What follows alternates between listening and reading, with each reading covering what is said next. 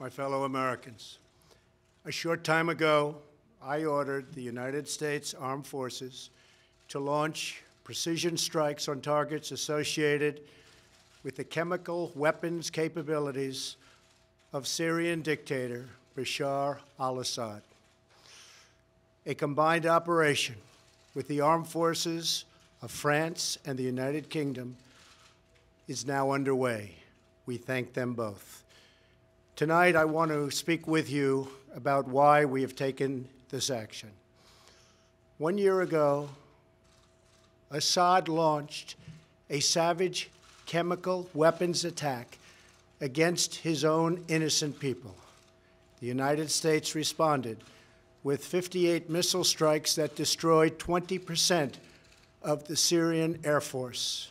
Last Saturday, the Assad regime again deployed chemical weapons to slaughter innocent civilians, this time in the town of Douma, near the Syrian capital of Damascus.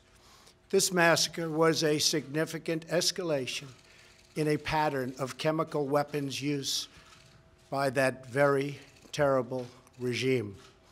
The evil and the despicable attack left mothers and fathers, infants and children thrashing in pain and gasping for air. These are not the actions of a man.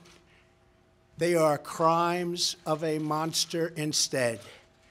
Following the horrors of World War I a century ago, civilized nations joined together to ban chemical warfare.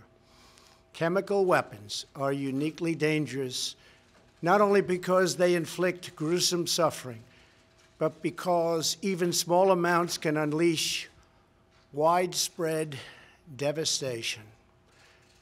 The purpose of our actions tonight is to establish a strong deterrent against the production, spread, and use of chemical weapons.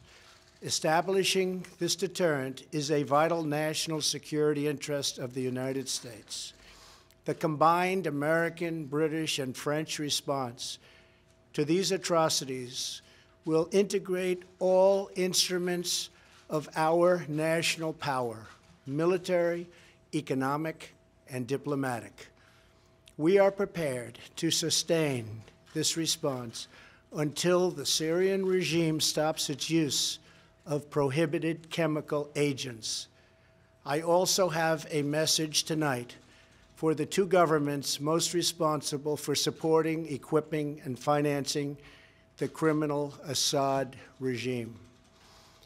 To Iran and to Russia, I ask, what kind of a nation wants to be associated with the mass murder of innocent men, women, and children? The nations of the world can be judged by the friends they keep. No nation can succeed in the long run by promoting rogue states, brutal tyrants, and murderous dictators. In 2013, President Putin and his government promised the world that they would guarantee the elimination of Syria's chemical weapons. Assad's recent attack and today's response are the direct result of Russia's failure to keep that promise.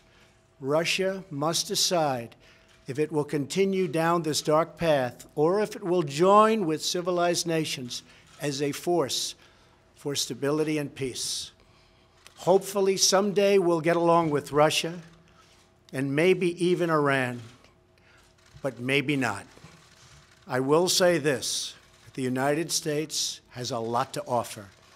With the greatest and most powerful economy in the history of the world. In Syria, the United States, with but a small force being used to eliminate what is left of ISIS, is doing what is necessary to protect the American people. Over the last year, nearly 100% of the territory once controlled by the so-called ISIS Caliphate in Syria and Iraq has been liberated and eliminated. The United States has also rebuilt our friendships across the Middle East. we have asked our partners to take greater responsibility for securing their home region, including contributing large amounts of money for the resources, equipment, and all of the anti-ISIS effort. Increased engagement from our friends, including Saudi Arabia, the United Arab Emirates, Qatar, Egypt, and others, can ensure that Iran does not profit from the eradication of ISIS. America does not seek an indefinite presence in Syria under no circumstances. As other nations step up their contributions, we look forward to the day when we can bring our warriors home, and great warriors they are. Looking around our very troubled world, Americans have no illusions. We cannot purge the world of evil or act everywhere there is tyranny. No amount of American blood or treasure can produce lasting peace and security in the Middle East. It's a troubled place. We will try to make it better, but it is a troubled place. The United States will be a partner and a friend, but the fate of the region lies in the hands of its own people. In the last century, we looked straight into the darkest places of the human soul. We saw the anguish that can be unleashed and the evil that can take hold. By the end of World War I, more than 1 million people had been killed or injured by chemical weapons. We never want to see that ghastly specter return. So today, the nations of Britain, France, and the United States of America have marshaled their righteous power against barbarism and brutality. Tonight, I ask all Americans to say a prayer for our noble warriors and our allies as they carry out their missions. We pray that God will bring comfort to those suffering in Syria. We pray that God will guide the whole region toward a future of dignity and of peace. And we pray that God will continue to watch over and bless the United States of America. Thank you and good night. Thank you.